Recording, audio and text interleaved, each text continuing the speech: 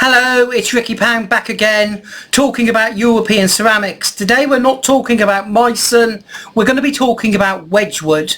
Now Wedgwood is one of my favourite ceramicists.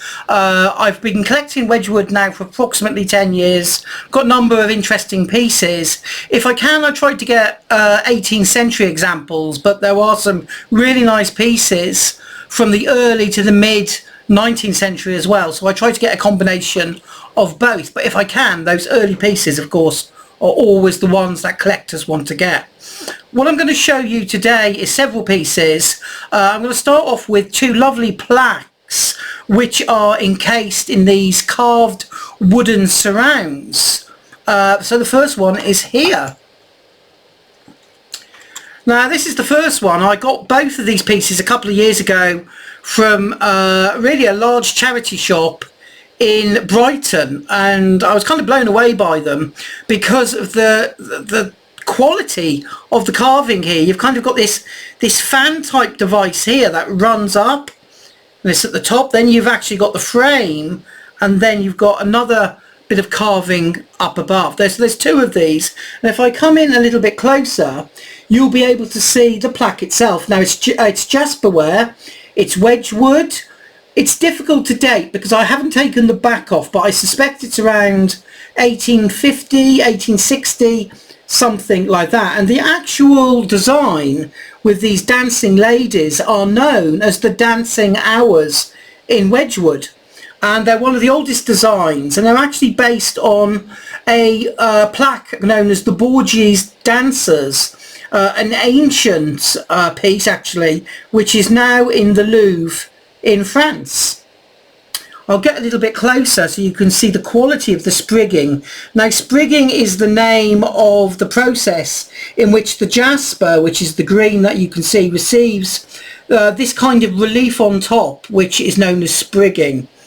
Sometimes it's known as silhouettes as well. If I turn it round, you can see how difficult it is. I could get this off if I wanted to if I really wanted to see how old the plaque is, but I'm not going to. And then I'm going to show you a second one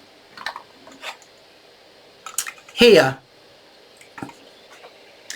Now the person famous really for transforming the motif of the Borgias Dancers really is John Flaxman. Now John Flaxman just happens to be the first professor of sculpture at the Royal Academy. He had a good relationship with Wedgwood and actually went abroad to try and get some idea of designs that he could use for Wedgwood, so some inspiration. And he was incredibly talented, and some of the best early Wedgwood pieces are those designed by John Flaxman.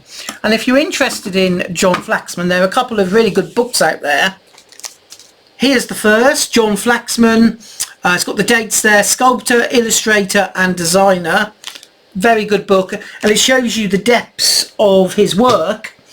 The second one, again, John Flaxman, here by Tom Thames and Hudson, and here you can see another example of Flaxman's work. Notice how crisp the sprigging is. It's quite thin but raised in relief in areas to give you this fantastic process and look that is unique really to Wedgwood at this particular time. Now it just so happens that Flaxman became the first professor of architecture and also associated of course very much with the Royal Academy was this gentleman, Sir Joshua Reynolds, who was of course the first president of the Royal Society. There he is. If I turn it slightly to the side, you can see how he comes off the actual panel itself. Beautiful work.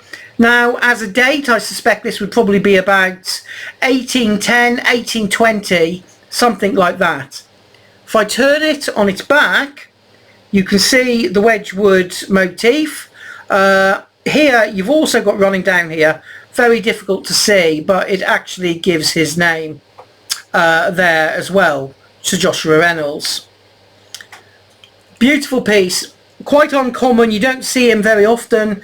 There are some later pieces of the 19th century, but this is quite a nice early example, and there you can see him, for example, in his wig.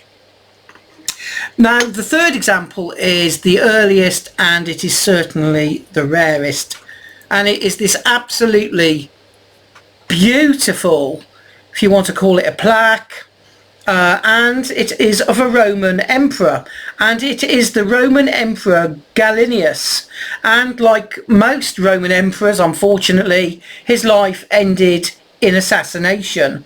However, Wedgwood loved historical characters. There were many hundreds, and he is one. And if I hold it up, you can see it is in the most glorious of frames. And this frame is one that we know was designed by someone called Matthew Boulton. Now, Matthew Boulton was an industrialist. He was a friend and a competitor to Wedgwood, and he produced these type of frames. And I've seen a couple only of these frames online, actually. They are ormolu frames, and the ones that I've seen online are in the Royal Collection.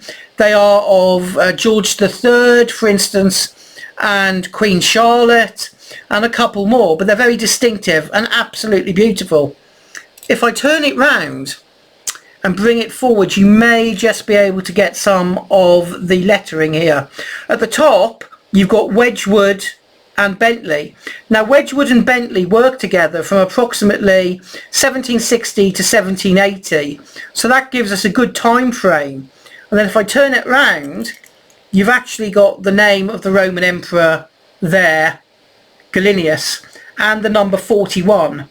Now, the number 41 is basically a number that, if you looked at the trade books of Wedgwood at the time, it would tell you who he was. As I say, this is a very rare frame. And if you want to learn more about Matthew Boulton, and particularly this type of material, this type of metal frame, there is a fantastic book you can get if you search the internet. Matthew Boulton Ormolu. There you go, by Nicholas Goodison. Absolutely beautiful book, and as you can see here, you've got silverware, you've got Wedgwood, you've got all kinds of you've got obelisks there, for instance. A really, really good book to get. So basically, to finish off, you've seen 4 pieces of Wedgwood, the 19th century plaques, beautifully made. You've got the oval, of course, of the first president of the Royal Academy, Sir Joshua Reynolds, and of course, last of all, one of my favourite pieces, as I said, the Roman Emperor. This material, actually, which I didn't mention, is not jasperware. It's a kind of biscuit terracotta that actually comes before jasperware. So this is probably, although we've got the dates of 1760 to 1780, this I think could be sort of 1772, 1773, and absolutely beautiful. And with that, I will leave you. Please subscribe if you've not already subscribed, and follow me, and I will release another video very soon. Thank you.